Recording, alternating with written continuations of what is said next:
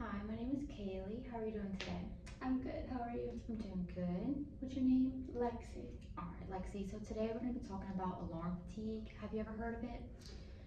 I feel like I've heard of it a little bit before, but not really much about it. Okay, well, it occurs when nurses are exposed to multiple alarms with mixed significance and they become desensitized to critical alarms, which can indicate life-threatening events. Okay. And this desensitization can cause serious patient harm. Okay. So our goal is to decrease the risk of alarm fatigue by reducing false alarms and determining the important alarms. Okay. So this can be done first by correctly placing ECG leads. So they should be placed in the proper areas on the body and they should be changed daily. I know this can be hard because you're working in the burn intensive care unit, and so a lot of your patients may have chest burns or Stevens-Johnson syndrome, so you just need to make sure that you're placing them correctly around the wounds. Okay. So they can still get an accurate reading. Okay.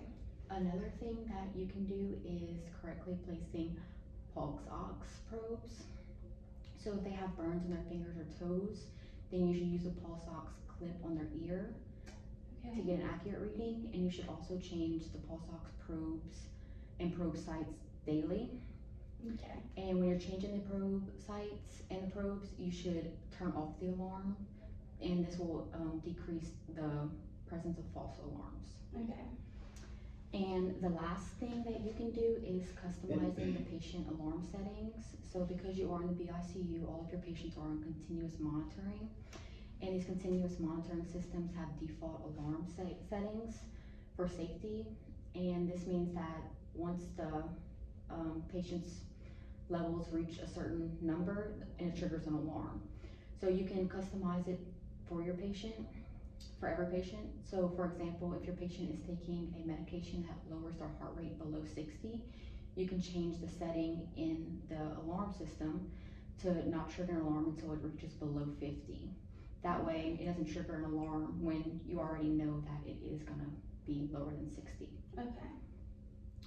So overall, by reducing the amount of false alarms, it reduces the amount of alarms heard throughout your shifts, which will significantly decrease the risk of alarm fatigue.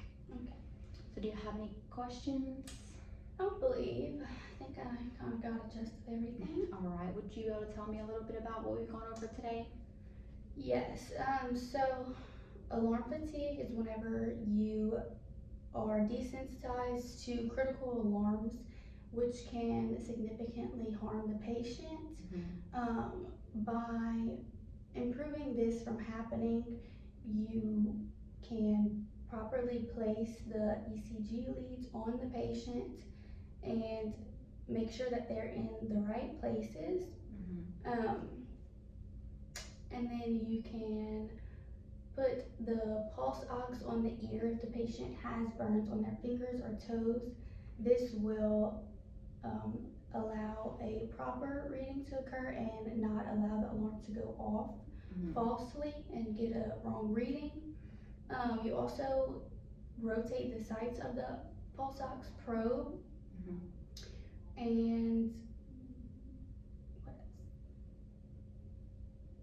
We also talked about properly setting the alarms for each patient to make sure that things go off when they're supposed to and don't go off when they're not supposed to. Yes. This will decrease the risk of a false alarm going off, and you will not hear as many alarms throughout the shift, so that you will be more aware to what's going on. And whenever alarm does go off, then it really is something that can harm the patient and you need to react.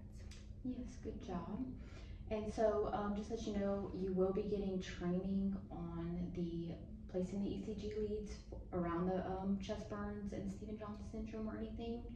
And you will also get education about the change in the alarm settings to make sure that you are comfortable and confident doing that. Okay. Do you have any further questions?